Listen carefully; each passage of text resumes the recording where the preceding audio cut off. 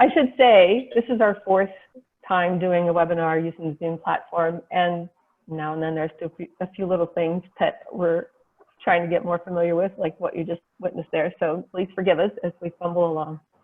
A couple of things about the Zoom platform for you. The first is that you won't be able to unmute yourself during this presentation, but we still want to hear from you. So we'd ask that you please use the chat box. Your questions are encouraged, and we're going to stop a couple of times and address any questions that are put into the chat box. So please use that, not only for questions, but also if you have any technical issues, especially because we have Nicole with us, who's going to be really good at helping with that. If you click in the participants box, you're going to find a raise hand function, and you can try that right now, or in just a minute, I'll show you what that looks like. So there'll be once or twice in the presentation when we might ask you, to raise your hand if you've done such and such. So remember where that little raise your hand function is. And you can also use the chat box. You see the icon there. And although you do have the option to turn your camera off by clicking the stop video icon, we'd like to ask you to keep your cameras on during the meeting, just because that helps keep everyone more engaged. If you're not comfortable with that, that's okay. You can use that icon in the bottom left side of your screen to stop your video. So this is where the chat box is. If you, once you click on the participant box, you see the chat box down on the right-hand side, and you also see the raise hand function there. Let's see, one more thing. If you want to change how your name appears, you can hover over it and click rename. And a couple last points before we get into the presentation itself, if people are still joining us. We'll be launching a couple of polls as we go through the content of this webinar. And just so you know, your answers are confidential, so don't feel intimidated about guessing. We only see the percentage of people who choose each answer. The polls will pop up automatically on your screen, and you'll have the option to click on one or more answers, just depending on the way the question is set. And again, if you have any trouble with the poll or it doesn't show up for you, use the chat box to ask for help. We also recommend that you don't use full screen view, because it makes it easier for you to access the chat box and see other people and all of that stuff if you don't have to, if you're not in full screen. And then the last thing to tell you before we get started is that this webinar is being recorded, but you won't be recorded. Your video will not show up on the recording. So with that, let's get started. This presentation is intended to give you an overview of the types of things you should consider when you're planning a backcountry trip for something like the Grand Canyon. And I want to start off just by acknowledging two things. The first one is that the level of planning required for this particular trip was greater than most of the trips that I've been involved in. There were factors involving weather and elevation changes and climate and navigation and a lot of other things that you wouldn't encounter on most backpacking trips. So in that sense, it's fairly advanced, and you probably are not going to use everything that we cover here on most of the backpack trips that you'll be planning for yourself in the future. And then the second thing is that this is intended to be just an overview. Please don't expect that by following this presentation, you'll be fully prepared to hike the Hermit Trail of the Grand Canyon. Again, every trip is unique, and there are all kinds of factors: weather, season, your group members' experience levels, the length of the trip, and even the trail itself, which changes every year, that makes each trip unique. And this is really just intended to be a guide to help you think of the kinds of factors that you should be considering when you're planning a trip like this. It's not meant to be an actual trip plan for anybody else. So getting to the bottom is optional. Getting to the top is mandatory, and that's what this is all about, is making sure you can get to the top. Just quickly to introduce myself, my name is Nancy Ball. You're going to be hearing mostly from me today. I've been backpacking and leading trips since around 2005 to places close to home here in Ohio and also all over the world. And this year I launched my new business, planning and leading adventure trips, and the name of my company is Summit Trek and Travel. Barry Randall is with us and is going to be helping out today as well, especially when we get to our questions. So Barry, would you like to introduce yourself?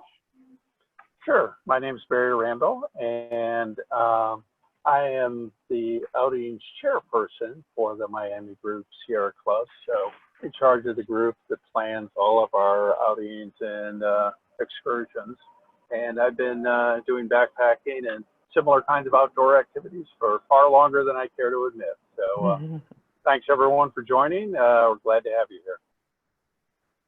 And then I also want to, again, tell you about Nicole. She's our behind-the-scenes superstar. Nicole is the volunteer coordinator for our Miami group based in Southwest Ohio, which means that she's working on member and volunteer recruitment and communication techniques and outreach, and just in general, really helps to keep us all in line and helps us accomplish things like this. And she also enjoys hiking and practicing sign language, plus swimming and traveling. And Nicole, thank you again for being here to help us out with this.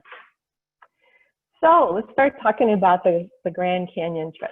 Let's see, here's the first time I would like to have your participation. If you would find that icon for raising your hand. How many of you have ever hiked to the bottom of the Grand Canyon? If you would raise your hands, I'd like to find out how many of you all have already done that. And Barry, if you can kind of watch the hand raising and give me an idea of how many hands are going up. I see several already. From the sure, we've got 3 of us so far that have raised our hands. Cool, okay. Well, I'm going to make an assumption that the 3 who have raised their hands. Now we got 4. We got 4, some more? Okay, cool. Okay. Yeah. So we have some people that have, but obviously not everyone. And I started to say I'm going to make an assumption that everyone who has must have made it back to the top as well as hiking down to the bottom. So good for you. That's cool. At some point, maybe you can give us some, just use the chat box to let us know what part of the Grand Canyon that you hiked. Which trail did you use, and kind of anything about your experience that was awesome. So we wanted this to be a really big trip.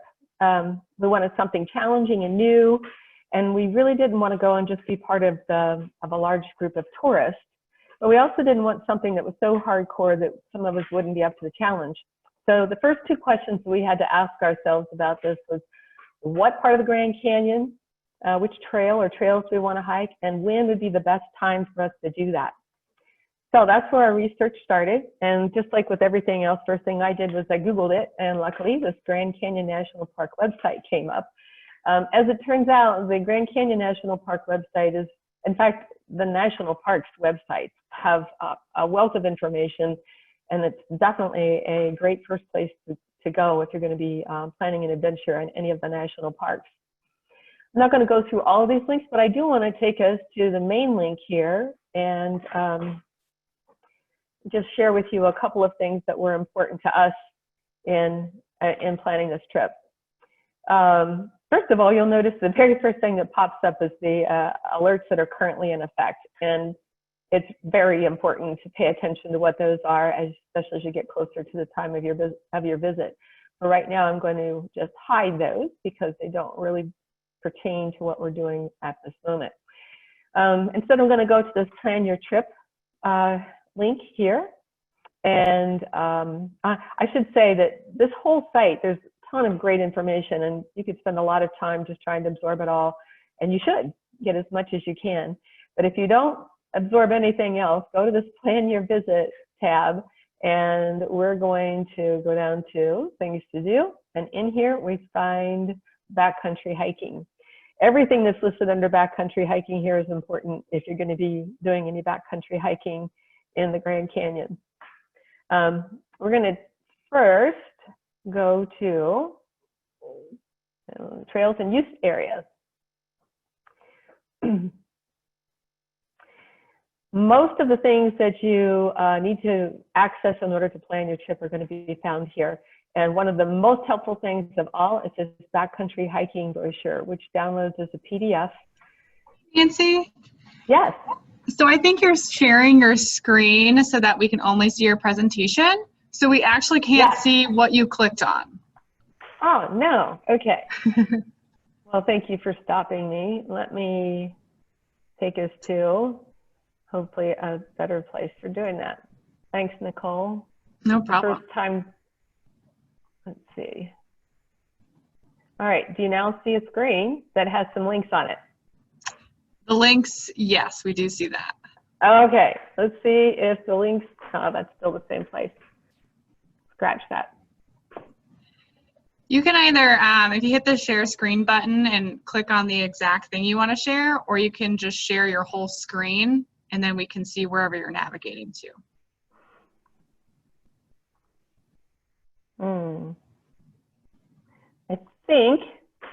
I think I'll take us here. Let's see if this works. You should now be seeing a brochure. Yep. Okay, cool. Thanks, Nicole. This brochure gives you all kinds of information about what you should consider to hike, whether you're day hiking or backpacking in the Grand Canyon. It gives you, you see this big red box over here that says, you know, warning. It tells you some things that you really should consider and should know about yourself and have with you.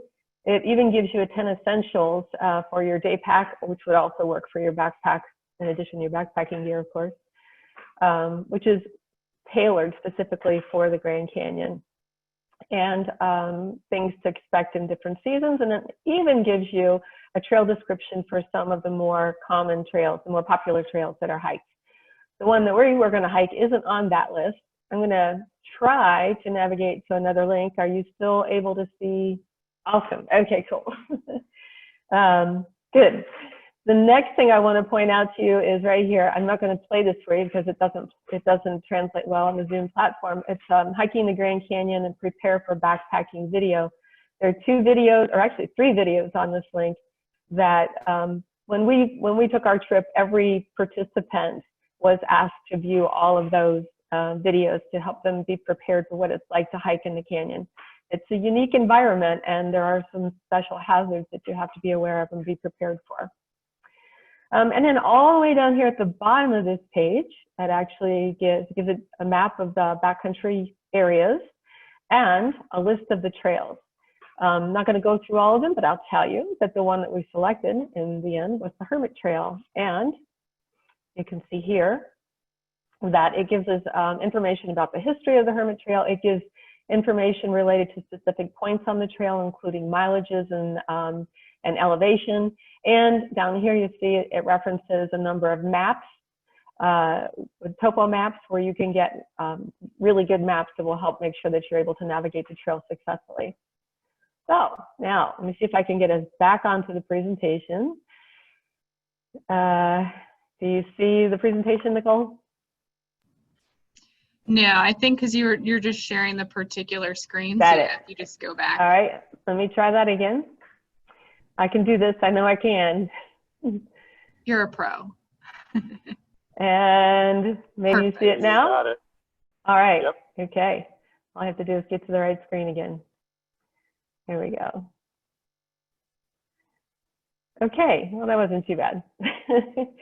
In addition to using those sources on the website, I also had several phone calls to a couple of extremely patient rangers. Took up a lot of their time in planning out this trip, but I have always found that rangers are the most reliable source of accurate, timely information for any place like this that you're planning a trip to. I use them all the time. So the research results, the 2 questions, what time of year and which trail.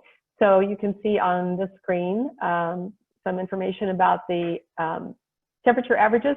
We chose late March for our trip, and the reason for that is that the trails would be open. They open for the spring season March 1st, but summer vacation season hasn't really started up yet, so there aren't as many crowds.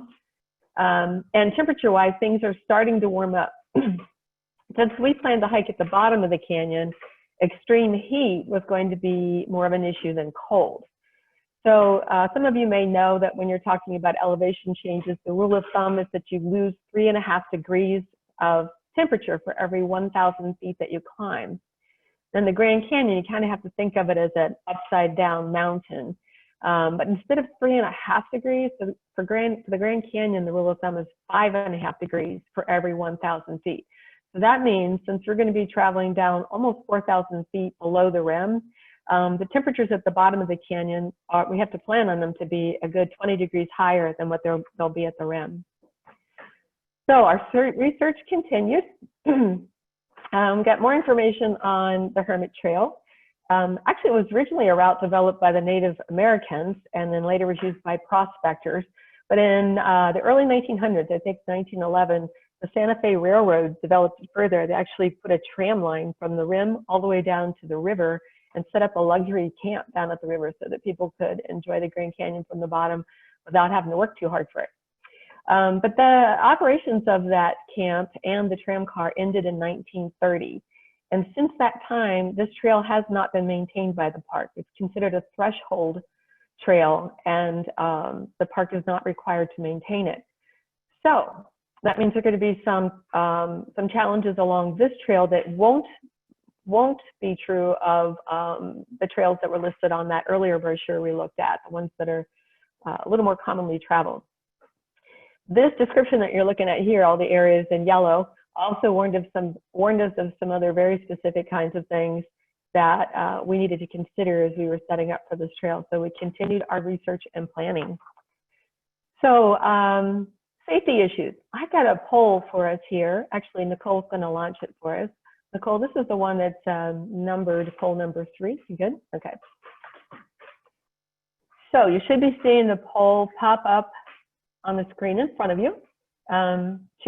Choose your one answer. What would be your top safety concern if you were planning a trip to the bottom of a desert canyon like the Grand Canyon? So hopefully you all can see that. I see people are starting to answer. Good. I'll give you about 10 more seconds.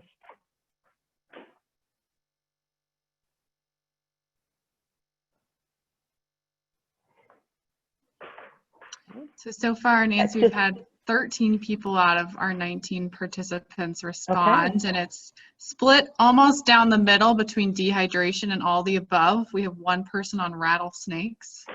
Gotcha. Cool. Okay. Well, let's go ahead and end the polling there, and then if you'll share the results, Nicole. Thank you. So it looks like all of the above edged out slightly in the end. Half the people chose that one rattlesnake, and the rest chose dehydration.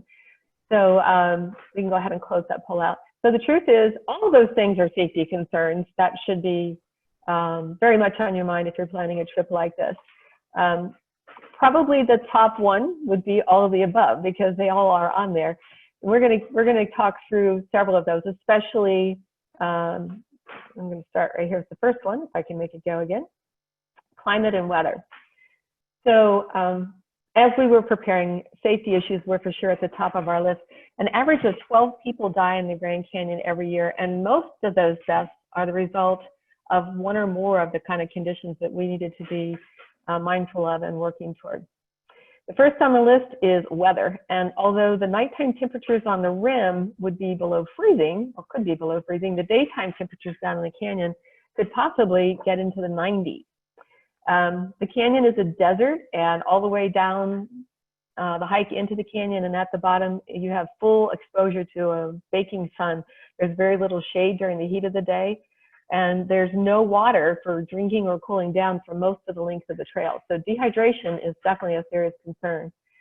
Additionally, the weather can change in the canyon pretty rapidly, with storms blowing in without any warning at all. We had to be mindful that weather events to our east, to the north, and to the south of us all had the potential to have an impact on our camp at the bottom and on the river at the bottom, even storms that we wouldn't be able to see from the trail on our way down. So those were all considerations. So for a March trip, that meant we had to be prepared for the possibility of freezing temperatures, the possibility of snow, lightning, searing dry heat, and maybe even flooding. Any of those things could have been part of our experience, and we needed to be prepared for that. The second key factor, safety factor that we needed to be mindful of was the need for navigating, having our navigation skills be really top-notch. We were told that every year people get lost on the Hermit Trail, and the greatest dangers of the Grand Canyon, dangers like falls and dehydration and exposure, are most often the result of getting lost, getting off the trail and not being able to find it again. And since the trail that we chose hasn't been maintained since around 1930, there are a number of places where things like rock slides have taken out the trail, which would mean we were going to have to navigate above or below or climb over or somehow or other get over those rock trails without, rock slides without losing the trail. Most of the time, we could see the trail on the other side of the rock slide, but not always. So again, that means our navigation skills really needed to be sharp. So as part of our preparation, we had an orienteering training for all of our participants. And the guy you see there with the compass, that's actually my brother Bruce, and he's the one who conducted the orienteering training for us. He did a great job. Still talking about navigation, we did order one of the 7.5 minute quadrants, which is a 1 to 24,000 scale from the U.S. Geological Survey. When you download the PDF of this presentation, you can actually use that link right there, which will take you to the USGS store if you were interested in finding maps for part of the Grand Canyon or any place in the country where you would need to be able to navigate. And then the other thing that we found in terms of navigation, as we looked at trail descriptions, was that it was going to be important to understand the rock layers and be able to identify them. We were seeing that some of the descriptions included references to things like the top of the red wall and the visible Vishnu formation. So this was another way to help us navigate, especially in terms of our vertical position in the canyon. The next item on our list of safety considerations was water. Staying hydrated on this trail is vital, and water was going to be scarce, which means we'd have to carry a lot of it. Between the desert conditions and the expected heat and the exertion required to go up or down this trail with the full pack, we were going to need each person to have access to at least a gallon of water. And if you have to carry a gallon of water, that's an extra 9 pounds, almost 9 pounds in your pack. Also on the way up, well, actually either way, some people will use more than a gallon of water, just depending on what your own personal water consumption is like. So the way we decided after talking to the rangers to best manage this is, first of all, to take access of what you see right here. This is the Santa Maria Spring, which is at the 2.5 mile point. From the top of the canyon, 2.5 miles down, the spring is located. So we would be able to start with our, however much water we're going to have, but refill them at the 2.5 mile mark. However, from that point all the way to the bottom at 7.6 miles, there's no more water at all in this desert, on this desert hike. So the bigger challenge is going to be on our way back out. So if we start at the bottom and we have to go at least 5 miles before we access any water, we were going to need to have plenty of water with us, just to, for the amount we would normally consume, but also because of how critical it is to not get dehydrated, and the fact that there's all kinds of things that could happen to delay us on the way. We needed to carry a little extra too, just for some reserve, so we have a little bit of a safety margin. So what we ended up doing after talking to the rangers is we started off with each person carrying between 5 and 6 liters of water. When we got to the Santa Maria Spring here at the 2.5 mile mark, we refilled our water bottles, and then we kept on going down to about the halfway point. And around the halfway point, we found a place to get off the trail and cache 2 liters of water per person, so that it would be there on our way up. And that would be 2 liters of water we would not have to start carrying up with us from the bottom. So that was our plan for making sure we had enough water to navigate this 7.6 mile trail that drops 3,880 feet down into the canyon. I have to say that one of the best parts of this Santa Maria Spring was that little stone shelter you see there. It was a really nice, cool place to sit and take a break on our way back up from the canyon. The next thing on our safety consideration list is animal issues. And we have another poll for you here. There we go. Which of these is the most dangerous animal in the Grand Canyon? The Grand Canyon. I got an extra R in there. That's interesting. So some of you have a little bit of an edge here if you were with us a couple of weeks ago when we did a similar poll, because it was very close to this one. You might have already gotten some insights from that. But let's see what everybody has to say when they weigh in here. Looks like, I think I see 13 people have weighed in so far. I'll give you a couple more seconds and then we'll move on. If you're still deciding, just go ahead and pick one, quick.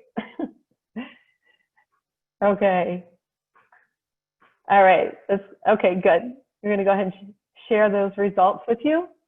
So the elk, the rock squirrel, the black bear, and the mountain lion.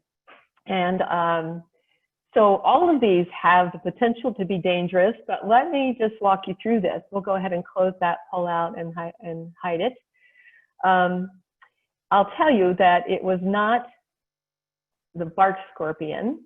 It was not the mountain lion. It was the squirrel. It was the rock squirrel. It's the most dangerous animal in the canyon. So even though the Grand Canyon is home to a healthy population of mountain lions, we really had no reason to fear them. They're still very wild, and they don't see people as a food source. They also have plenty of uncrowded territory to keep them and us from coming into contact with each other. So black bears also inhabit the north rim of the canyon up in the conifers, but they weren't going to be anywhere close to where we are. Elk also are up there, and elk actually sometimes are listed as one of the most dangerous animals in the Grand Canyon because of the fact that they end up being in the same place as people on a regular basis. They're not native, which means they don't tolerate the dry conditions well, so they tend to go to like places where people fill water bottles and fountains and what have you, which leads to interactions. But the Grand Canyon rock squirrel is another story. More visitor trips to the ER are due to those little guys with their aggressive, temperamental nature. But for us, the biggest danger was that they were going to spend, those squirrels would be spending a lot of time trying to separate us from our food. And when you're backpacking and you're all the way down to the bottom of the canyon, if your food gets spoiled, you're just going to go hungry. At one point during our trip, two of the women on our trip, I think it was Amy and Kathy, who might even be on this call, I'm not sure. They set down their trash bag while they turned for just a moment to like hang food on a tree or something. I mean, they were just right there. And when they turned back, the trash bag was gone and trash was scattered all over the place. So the squirrels were just waiting for their opportunity to reach in there and snag it. So even though squirrels would be the biggest threat to the success of our trip, we still had to be mindful of other animals just that could accidentally be encountered. Rattlesnakes and bark scorpions are two to be aware of. Neither of them would be a threat to us unless we inadvertently threatened them. So for those kinds of animals, awareness is what's really important. Snakes hang out on the rocks and use their heat and shade to thermoregulate their body temperatures. And bark scorpions may be underneath of logs or pieces of wood or on the shaggy bark of shrubs. They also hang out underneath of rocks. They're nocturnal, so during the day they're just going to be sleeping under something. As long as we didn't put our hands in any spot that we couldn't clearly see, it was very unlikely that any of those were going to be a problem for us. It was just the squirrel. That was the guy we had to watch out for. So other considerations, other planning considerations for this trip.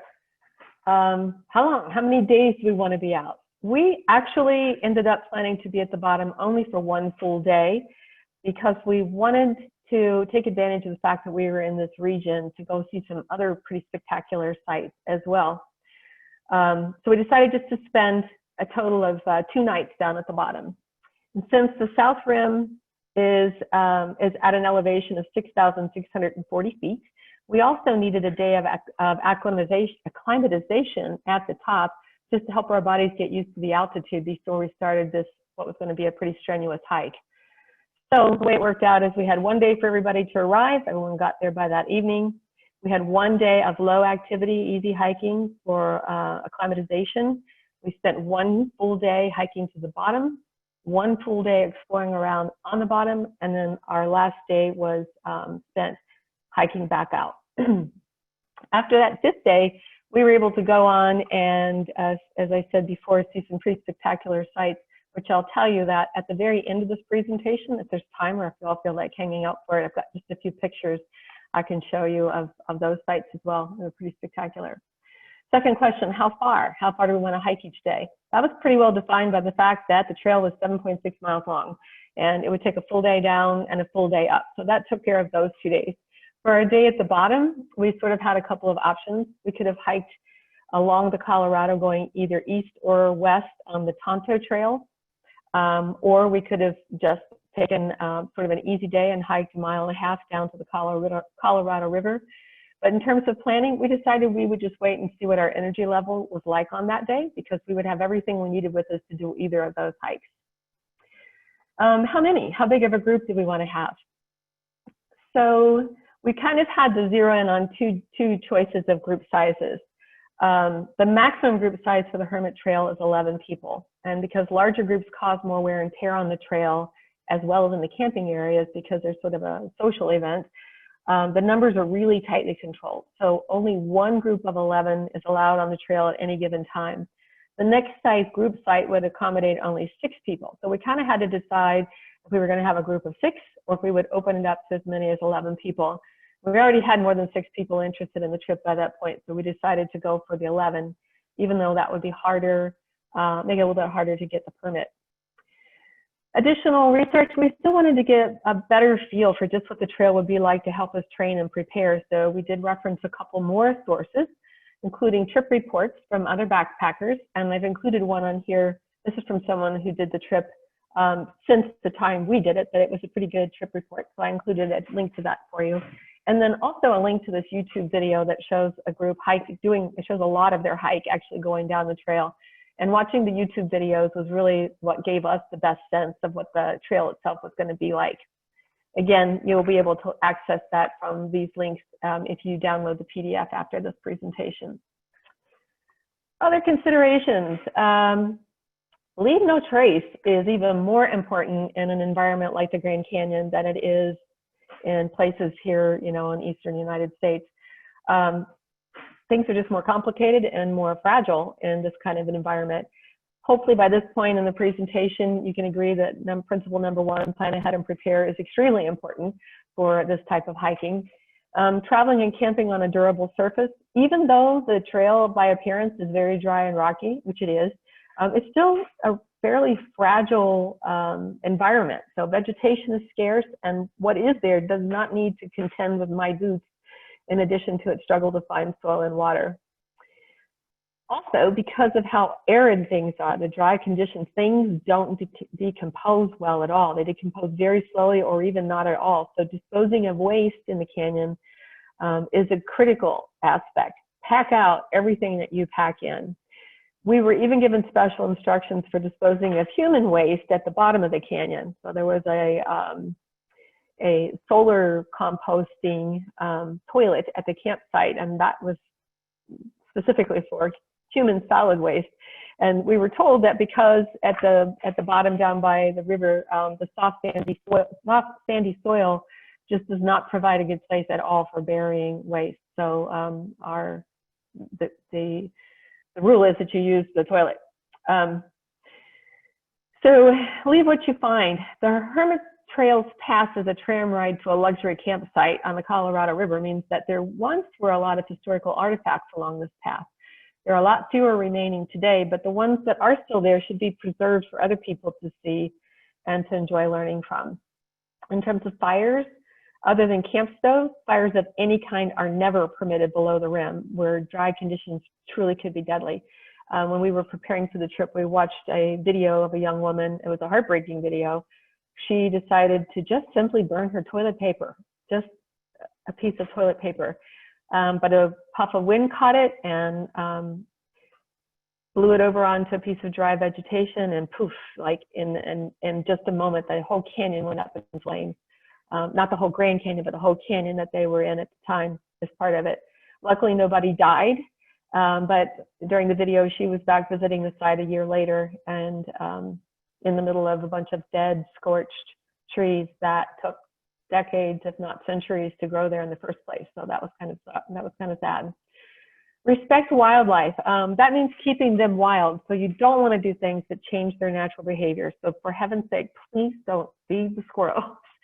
Because the squirrels, the mice, and ringtails are working hard to get into your stuff. Food storage is vitally important. Even the tiny bits of food that get spilled on the ground need to be picked up and carried out to help sort of deprogram the animals from thinking of us as a food source. And lastly, be considerate of other visitors, not only in terms of allowing them to have a peaceful, quiet experience, but also there are some specific rules to follow. So like, for instance, we encountered horses on the trail. This is actually not on the Hermit Trail, but on our easy day hike. So I'm going to ask for a show of hands again. Raise your hand if you know, when you're on a trail and you encounter horses in the Grand Canyon, who has the right of way? And if one of you guys can, anybody tell me how many hands you see going up? Oh, I got a little box telling me just a couple people. Okay. Okay. If you think you know the answer to that, jot it down. And then I'm going to ask you this next question. If you pass other hikers going in the opposite direction from you, who has the right of way in that situation? And now I'll just say, everybody put your hands back down if we can lower hands. If we have the hands lowered. Okay, now raise your hand if you said that the hiker going uphill has the right of way, because that's the correct answer.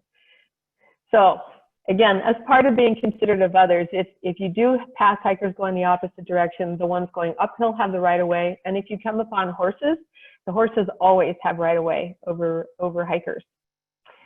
Okay, so a few more things that we needed to consider when we were still working on our plans.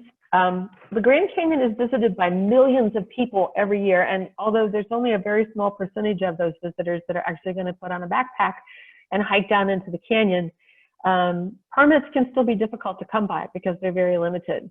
I actually wasn't able to find the precise number of permits that are issued for the Hermit Trail on any given day. But the fact that we only saw 4 other people in the canyon during our 3 days there with the tickets that we got by, or the permits we got by lottery, tells me that it's probably only about 15 people at a time that are permitted to be on the Hermit Trail. There's a very detailed process for obtaining your permits, and it's all spelled out on the Grand Canyon National Park website. You have to do it according to the instructions or you will not get a permit. And the earliest that you can apply for your permit is 4 months before the first day of the 4 months before you're planning your trip. So you kind of have to hope for the best and give them multiple choices to improve your odds of getting your permit. Again, if you don't follow their instructions exactly, then you won't get the permit at all. Training is the second item on this page.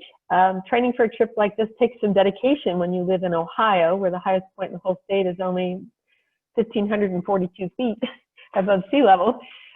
We needed to build quad strength, but we also need to work on our cardiovascular fitness, which again, because we're going to be hiking at altitude, is pretty important. So we used to meet regularly between Cincinnati and Dayton to hike on what trails we could find that had some hills. And then we also did things like we would meet at Germantown Metro Parks at the dam, and then we would do laps up and down the steps on the back of the dam with our full packs to train. So you have to be pretty dedicated to get yourself trained up for a trip like this. We did need to choose a campground where we were going to meet and where we would end our trip in the canyon, and that was pretty simple, except that reservations were on a first come first served basis. So we had to coordinate things so that one of us could get there early enough to snag sites for everybody who was coming. And then also, cell phones are pretty much useless down in the canyon. There's some limited cell service in Grand Canyon Village, but you're not going to be able to use your cell phone to call for help from down in the canyon, which leads me to the last point on here, the final consideration. We had to be sure that we were able to handle most emergencies on our own and be as prepared as we could. So 2 of us were certified in wilderness first aid, and we carried a much larger first aid kit than usual for these trips. Thankfully, the only thing we ended up needing those first aid kits for were to treat blisters and 1 sore toe. So that was pretty good. Okay, at this point, we're gonna take a little pause. If we have any questions in the chat box right now, Barry, Nicole, if you can tell me if you see any questions yet, this would be a good time for us to take a break and answer some. Nope, we haven't had any few technical issues, but no presentation questions yet. Okay, all right, that's totally fine. We'll just keep on going. If you think of things as we go on, by all means, please put them in the chat box. We really look forward to the chance to answer your questions. So I'm going to show you now how the trip turned out. So finally, after a year of planning and preparing, we arrived at the Grand Canyon. And I'm going to take you now through a sort of an abbreviated trip report. But we all met at the Mather Campground just outside the Grand Canyon Village. We took it easy on the day that we met, as well as the next day, so that we could acclimate to the almost 7,000 feet of elevation, which really isn't that high if you're from Colorado, but if you're coming from Ohio, it's a pretty significant adjustment for your body to go through. We spent our first night there at the Mather Campground and woke up in the morning to snow, a surprise snowstorm. So it was just a bit chilly. However, we were all prepared for that, so no worries there at all. We were in good shape. That day when we woke up was our easy warm-up hike day. We did some easy hiking down the Bright Angel Trail for some absolutely breathtaking views. For some of us, it was the first time we'd ever seen the Grand Canyon. I can tell you that it was a little bit nerve-wracking hiking 3 or 4 miles back down and then back up on icy trails when you are on a ledge that's almost 4,000 feet above the canyon floor. And I was really happy that I had yak tracks with me. Again, we were prepared for some of these conditions, and those were all things that we talked about before we met up there. The next day, our hike began. We were ready for a very early start, but the hike actually started a little later than planned because there was a delay at the ranger station where we had to go and check in before we could actually begin our hike. With some, I don't remember the exact detail now, but for whatever reason, the rangers weren't there at 7 o'clock when we were ready to go, and we all had to hang around for a while. But at last, the hike began, and we were off. Everyone was in good spirits. The first 2.5 miles of this hike are very steep. It drops about 2,000 feet in the first 2.5 miles, but we were fresh and excited to begin our trip. So it was no problem at all. There was not much vegetation, but what we did see were obviously plants that are very well suited to desert conditions. I want to point out that we're actually, at this point here, looking at the trail itself, as it says on that label. By the way, this is I sort of stole this shot from the video that I gave you a link to in the PDF that you can find. For reference, can you see my arrow, my cursor arrow moving on the screen? Okay, that rock I'm pointing out right there is about the size of a Volkswagen, and this rock right here is about double that size. So when we first were talking about landslides, I was expecting, you know, scree or pebbles or, you know, rocks this big. I wasn't expecting things the size of Volkswagen. So there's a little bit of a difference between what I envisioned through the research and what we actually saw on the trail. Staying found was our best navigation tool. So we were very careful to make sure we knew where we were on the trail at all times, even when we knew we weren't lost because we were standing right on the trail. One of the things that we learned in the orienteering class, which Bruce, who we see there, conducted for us, is that the best way to not get lost is to stay found. Once you've gotten lost, trying to figure out where you are is a whole different story than keeping track of your place as you go. We saw incredible views all the way down, just magnificent. This one, I believe, was a view from a spot called Lookout Point. It was a little bit past the halfway point. And I have to tell you that the trek to this point was very steep. At times it was scary, and it was physically exhausting. So by the time we got to Lookout Point, this place that we're looking out from right here, there were a few people in our group who were starting to worry about whether we could actually make it to the bottom and if we'd be able to make it back out coming up on our departure day. But we stopped for lunch. We got a little bit of about a 20-minute rest or so. Everyone watered up, as in drank a lot of water. And we were ready to go on again. And so we continued. Yes, it is very steep, so you can kind of get a little bit of a sense of what some parts of the trail look and just how steep parts of it are, brutally steep. And keep in mind that much of this has deteriorated greatly over the how would it be 80 years that it hasn't been maintained, a really long time. So we did reach the bottom, and you can see everybody is still healthy looking and they're smiling. We were actually having a very good time. This picture was taken about an hour or so after we got to the bottom and had already set up camp. So we had a chance to rest a little bit. We got something to eat and drink again, which always is a good spirit booster. And you can see that our tents were still very close together, even though this was the large group site that we were assigned to. Finding trees to hang your food out of reach of the squirrels and other rodents was definitely a challenge. So some people decided just to kind of take it easy the rest of the day, but a few people still had energy left. And so we did a little hike up the creek, or down rather, down Hermit Creek. And what was really nice is that we found this lovely pool of water to splash around in as a reward. And I can tell you it felt heavenly. It was a good cool down. The next day, so this is after a good night's sleep down there at the bottom. The next day, we decided that our energy level was such that we wanted to limit our activity to just a 1.5 mile hike down to the Colorado River. So we packed our lunches and took them down to this area. So right at the bottom of Hermit Creek, what you see out here is part of Hermit Rapids. And it was a good spot to sit and watch rafts go by. Unfortunately, we didn't see any, but just sitting there and looking at those rapids made me really feel like I want to raft that someday. I want to go down that river. We also hiked a ways upstream, up the Hermit's Creek to this little waterfall. And if you take a good look at that, you can kind of see just from the region around it here that it's not always this small trickle here. There are times when, you know, it's rained somewhere up above us, and this little trickle can become a pretty good source of water. So the views from the bottom were every bit as spectacular as they were from the top and from the hike all the way down. It was just, every place you looked, it was another postcard. It was absolutely fabulous. So one more night, sleeping at the bottom of the canyon, and the next day we got up and broke camp by 6 o'clock in the morning. We wanted to get as high up out of the canyon as we could during the cooler morning hours. This picture here was taken at about the halfway point where we had cached our water.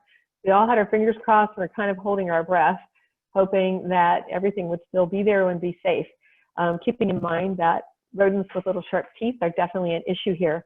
What I didn't mention is that on the way down, we had to be sure our water was secured in something rodent-proof. So we carried an interesting assortment of things like Christmas cookie tins to protect our water in the places where we stashed it off the trail. And I'm happy to report that no rodents got into anything and all of our water was there for the trip back up. That made a huge difference in how much water we had to carry going up the bottom half of that canyon. In this picture, we're starting to get closer to the top. And I mentioned earlier the rock layers. So these are really visible in here. Like for instance, you can kind of tell this is the red rock layer here. Again, that was one of our cues for navigating. I told you before that sitting in the rock shelter at the Santa Maria Spring was a really nice treat. We took a good little packs off break here, sitting in the cool of that rock shelter, as well as taking the opportunity to refill our water bottles at that point. And from this point, we only had about 2.5 miles left to go. But it's a really hard 2.5 miles. It's a steep ascent, and we were already tired from a very long day. But we continued on, and you can tell here, you can kind of see we're getting pretty close up here to the top. Again, just spectacular scenery all the way around us through the whole thing. And look, we made it. All of us made it back to the parking lot with no serious incidents of any sort. And when I look at this picture now, I had to go back and double check the date on it because I'm thinking we all look awfully clean and we don't even look sweaty. And it dawned on me, well, it's because it's so arid there. The sweat is evaporating like in an instant from your body. So our clothes weren't sweaty. And I guess when you're not sweaty, the mud doesn't stick to you as well. So this is actually taken after the trip, and I think we were looking pretty good there. This sign, which I showed at the very beginning of this presentation, actually we didn't see it until the end of our trip while we're there in the parking lot, and that's when I took this picture of it. I don't know if you can read what's in the top left-hand corner, but it says, each year park personnel receive over 400 requests for assistance from ill or injured hikers. Factors which contribute to these rescues include fatigue, heat exhaustion, underlying medical conditions, and lack of preparation and planning. So again, as I said before, an average of 12 people die in the Grand Canyon each year, and the causes range from everything from airplane crashes to heart attacks and murder. But the majority of those deaths are from causes that could have been prevented with proper planning and preparation. So that absolutely should be the main takeaway from this presentation and the contents of it. So I'm going to stop again here, and we still have a little bit of time. If we have any questions in the chat box, we're happy to answer them. Or at this point, actually, if you'd like, if you raise your hand to ask your question live, we would be happy to have you go live so we can unmute you and allow you to do that. Nicole and Barry, if you guys can help watch those hands on your screens. Do we have any questions in the chat box, first of all? We do not yet, no. Okay. We do have one from Elizabeth that says, what was the average weight of people's backpacks? About 10 pounds too heavy. So the average weight for that trip, the packs were definitely, I think all of them were over 40 pounds. The average was probably somewhere between 40 and 45 pounds. I can tell you that's an awful lot of weight to carry. Mine was over 45 pounds with the size of the first aid kit that I was carrying. I did have one of my brothers, not the one you saw doing the navigating, but my other brother took it from me at one point going up because he could tell I was just really tired. And I was grateful for that. It took 3 pounds off my pack and that was great. Did I see a hand? I think I saw something that said a hand went up, or am I seeing things? Maybe I'm seeing things. Okay. I don't see any hands up, but we have another question from Elizabeth that says, would an ursack, I'm not sure if I'm saying that right, URSACK, critter or bear be okay to use? Ursack. Oh, yeah, it's called an ursack. Actually, so bears weren't a problem at all. The ursacks are great for bear protection, but they're not so great for rodent protection because the bears can't get them open, but it's really difficult to completely close the top of the ursack, and sometimes mice can get in there. So what we used instead were what's it called? Op sacks. So it's a wire mesh sack that the rodents cannot chew through. So bears weren't an issue here at all in the part of the Grand Canyon where we were. It was more about protection from rodents. Other questions? Bruce had a comment that he did want to say that foot injury from improper shoe tying going down was much harder on your body than the climb out. Great point. That's so very true. It took us almost the same length of time to hike to the bottom as it took us to hike to the top. Going down, you have more balance issues. Your knees are being pounded. Your feet are, it's brutal on your body going down, especially something that steep. And yes, he's right. I do recall that one of the blister issues was someone who had a big blister on their heel that perhaps could have been prevented with tying their boots in a different way. So sometime you find somebody who knows different methods, or even go on YouTube and look for videos. If you're having different problems with your boots, whether it's heel slipping or it's too tight over your arch, or your toes are wider than your heel, there are different ways of tying your boots that can accommodate for some of those differences to make your boots to be kinder to your feet when you're doing a tough hike like this. Do we have any other questions? Not in the chat yet. Or other comments? Your comments are welcome as well. Bruce added something else saying, if you think about it, going downhill, you basically fall until your foot hits the ground. Going up, you place your foot and push. It's a perfect way to describe it. He knows. He was on that trip. So, okay, well, again, after we're all finished here, I've got some other slides if you're interested in seeing them that show pictures of some additional things that we got to see on this trip. But before we go any further, we hope that you will help us out by just giving us a little bit of an understanding of how helpful you found this webinar to be. We've got a really super short poll for you. It's just one question. And we'd also ask you if you have any comments about the webinar that would be helpful to us. Please put those in the chat box. So how do we do? Just give us an idea of how many new ideas you got from this presentation today. And that poll is already going. While that's going, let me just also mention, again, we have several more webinars on a variety of topics that are already planned. Some of them are already on the schedule and some will be coming. The next one will be a week from today, next Thursday, when Barry is going to be presenting on shelters. In other words, primarily tents, but shelters of other kinds as well, because you're going to be touching base on hammocks and bivy sacks and other things, right, Barry?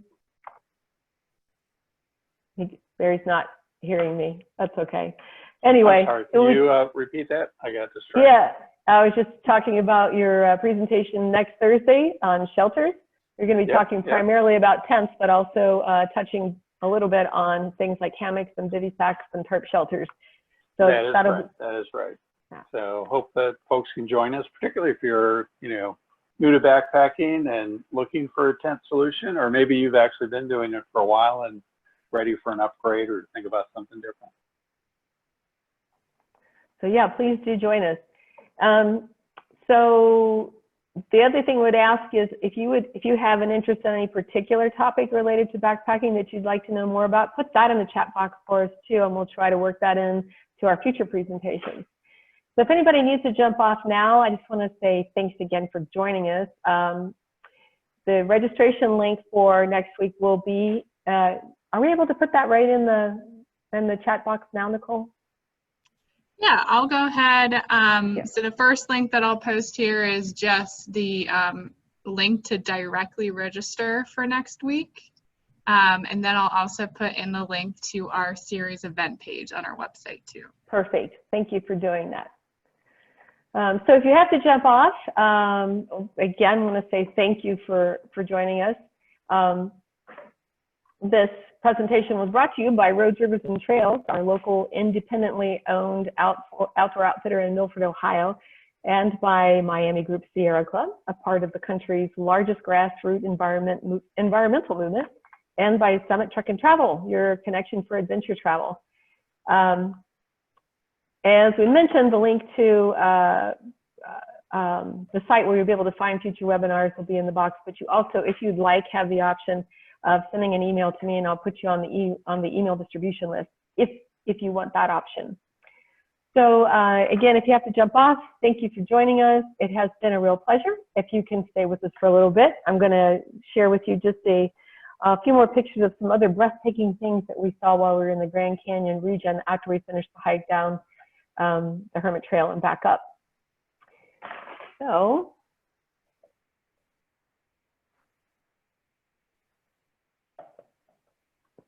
okay, we're going to go ahead and I want to close this out. Okay, so the day after, this is the very early in the morning, we got up to see the sunrise, and I just thought this was it's one of my favorite pictures because the canyon has so many different looks depending on the lighting. And first thing in the morning, it looked very, I don't know, serene, and the colors it looked like I had a filter on it, but that was for real. So that was what we found in the morning, but then we took off and we headed to Glen Canyon, where we took a leisurely raft ride on the Colorado River. We started just below the dam on Lake Powell, and in addition to seeing these fly fishermen and some pretty cool artifacts, we also saw the place where a huge slab had just broken off like a couple of days before we were there, up on the side of the canyon and fallen into the river. We saw ancient petroglyphs and pictographs along the way as well. This picture is not one that I took. It's not from our trip. It's one that I took from the National Park website, but we did get to raft this part of the Colorado River as well, below Horseshoe Bend, which was pretty phenomenal. From there, we went on to Paria Canyon, which is managed by the Bureau of Land Management, and we visited the Vermillion Cliffs there. We set up camp there and hiked, just did 3 days worth of day hiking in this area.